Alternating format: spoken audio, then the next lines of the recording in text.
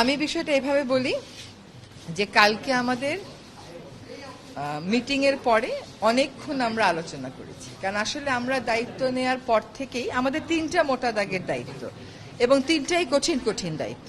একটা দায়িত্ব হচ্ছে সংস্কার, একটা দায়িত্ব হচ্ছে বিচার, একটা দায়িত্ব হচ্ছে ইলেকশন। শুধুমাত্র ইলেকশন করবার জন্য তো আমরা দায়িত্বটা নিইনি, যেহেতু আরো দুটো দায়িত্ব আছে, আমরা সেগুলো আসলে পালন করতে পারছি কিনা।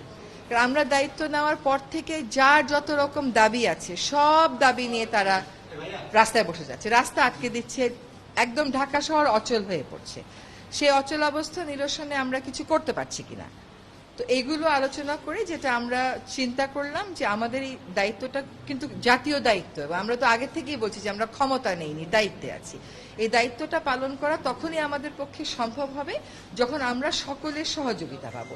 প্রত্যাশার বিষয়টা এক, আর দায়িত্বটা আসলে পালন করতে পারার বিষয়টা এক। প্রত্যাশা অনেকই থাকতে পারে। এলএমই সার্টিফাইড বিশ্ব সেরা কপারে তৈরি ওয়ালটন কেবলস, যা আপনার স্থাপনাকে রাখবে সব সময় নিরাপদ।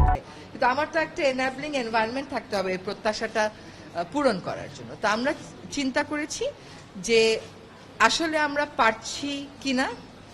এই যে প্রতিবন্ধকতাগুলো হচ্ছে আমাদের এই বড় দাগের তিনটা দায়িত্ব পালন করার জন্য, এই প্রতিবন্ধকতাগুলোকে আমরা কিভাবে মোকাবেলা করব, আদৌ মোকাবেলা করতে পারবো কিনা, যদি মোকাবেলা করতে পারি কিভাবে করব, যদি মোকাবেলা করতে না পারি তাহলে আমাদের কি করণীয় হবে, আমরা সকলে মিলে এটা চিন্তা করছি।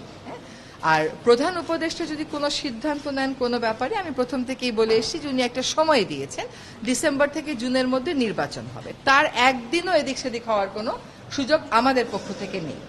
কাজে এইগুলো নিয়ে অন্য ধরনের কোনো কথা বলারও কোনো সুযোগ হওয়া উচিত ছিল না, কারণ বারবারই বলা হচ্ছে যে একটা সময়সীমা দিয়ে দেওয়া হয়েছে। এখন কিছু কিছু গুরু দায়িত্ব তো আছে, সেগুলো পালনের সাথেও তো মাসের একটা সম্পর্ক থাকতে পারে।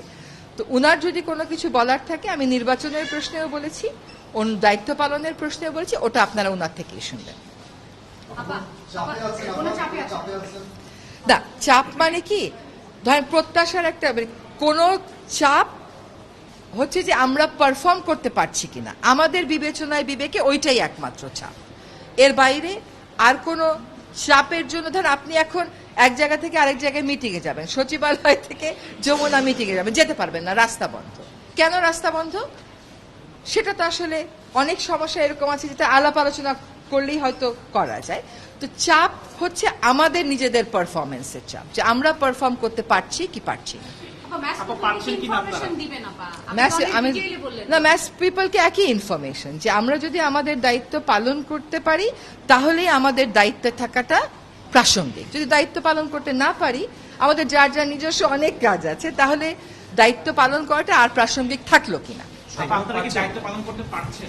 আমরা দায়িত্ব পালন অনেক প্রতিকূল পরিস্থিতির মধ্য দিয়ে তো অনেক দূর এগিয়েছি।